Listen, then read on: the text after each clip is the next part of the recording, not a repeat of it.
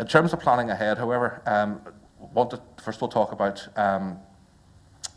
the current difficulties that we're having as a department, where we are going through a situation of budget cuts. Very sadly, we're passing on an element of those cuts to our universities and colleges, and also it's going to have an impact in terms of what we're doing around things like management and leadership and other types of investments that we work directly with businesses. Now, we are committed to doing all we can with the resources available to ensure we make the most of the resources in terms of economic impact. So we will act strategically insofar as we can, but that is going to become very difficult to do in terms of the scale of cuts that we are facing. So we are going to have to argue very hard over the next 12 months to see how we can get a better budget settlement in relation to skills.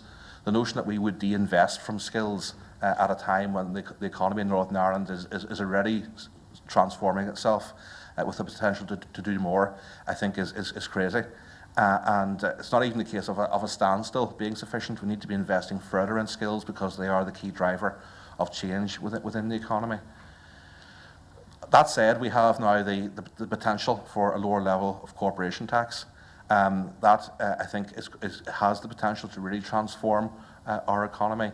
And one of the direct benefits from a lower level of corporation tax is going to be a much stronger ability and for our businesses to export.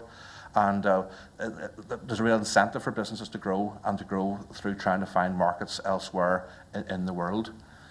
As part of that advanced planning for a lower level of corporation tax, we do need to be talking about what we do around skills to make sure that is a successful reality. We know that a lower level of corporation tax is not going to be successful in a vacuum. We have to invest in the other key drivers at the same time. That means things like infrastructure, it means like sorting out the planning system, and it means most critically investing in research and investing directly in skills.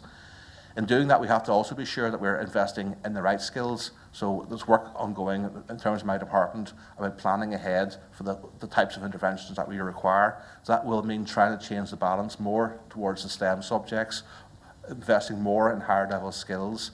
It means focusing on management and leadership, because we know that there'll be an even greater premium on those skills in terms of that type of environment.